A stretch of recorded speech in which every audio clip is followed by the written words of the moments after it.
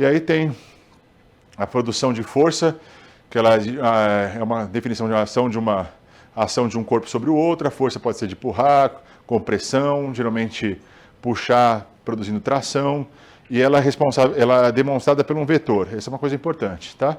Então a massa corresponde à quantidade de matéria de um corpo, inércia é a propriedade da matéria que resiste a qualquer variação de velocidade ou direção de movimento. Vamos ver os exemplos. Torque é a tendência de provocar movimento de rotação em torno de um eixo. Músculos promovem movimento em torno de eixos articulares. Tá? Atrito é uma capacidade desenvolvida entre duas superfícies para impedir o movimento de uma superfície entre a outra. Quando a gente tem esse slide de treinamento funcional, o objetivo é deslizar quebrando o atrito. Tá? Às vezes você pode quebrar o atrito para auxiliar, para fazer uma manobra, fazer um exercício, enfim, como treinamento funcional usa muito aqueles, para você fazer a puxada do membro ali, uma plaquinha que é muito boa, por sinal, para fazer elevação pélvica, flexão de joelhos, mobilizações, inclusive no próprio slide, quando você quebra o atrito do solo e consegue fazer movimentações. Né? Eu gosto de fazer próprio agachamento, você quebrando o atrito, né? Ensinando a pessoa a fazer o exercício aqui primeiro. Então você faz uma progressão de movimento fazendo controle pélvico. Pode ser sei lá, se a academia tem um paninho e tem um piso mais, sei lá, um piso de lajota, assim, de azulejo, né? Você pode fazer essa mobilização quebrando o atrito. Ou fazendo agachamento lateral, assim, né? Mobilizando, tá associando a abdução à realização do gesto. Pode ser movimentos que você utiliza com essa ferramenta quebrando esse atrito, tá? E a inércia, olha que interessante, né? Aqui o exemplo do ônibus lotado.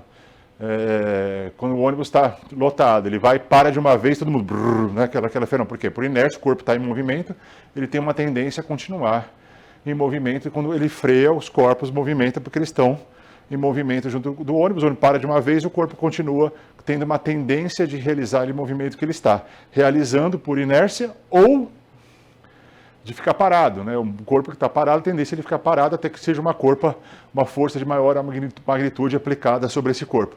E aí, esse exemplo aqui é clássico, né? Lembra que eu falei para vocês da elevação lateral? Vem cá, rapidinho.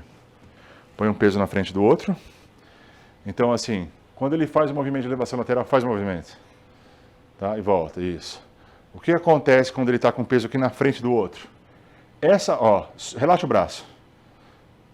Solta o braço. Quando ele solta o braço, ele apoiou no peso no corpo dele aqui. Se ele está com o braço na frente e relaxa o braço, ou ele apoia encostando, ou o peso vem aqui, vem para o lado. Isso sem ação muscular. Então ele movimenta, tem um peso na frente, essa ação daqui para cá, ele não exige contração muscular, é a própria força gravitacional que puxa o peso para o lado aqui. E aí o que faz? Ele aproveita dessa força gravitacional para fazer movimento.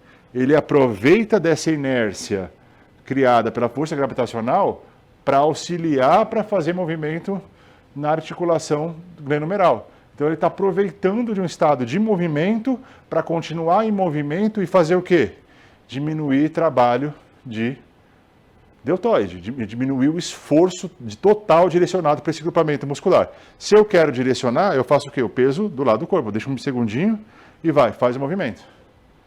E para, volta, pode voltar. Eu não levo para frente, eu levo até a altura da coxa ali. E se quiser, deixa um pouquinho afastado para não ter um ponto, minimizar o ponto de descanso ali. Tá? E aí eu posso usar isso como recurso para utilizar a abdução de ombros. Perfeito. Então, essa é uma tendência do corpo, né? Lei da inércia, né? O movimento tende a continuar em movimento, o corpo em repouso tende a continuar em repouso, né?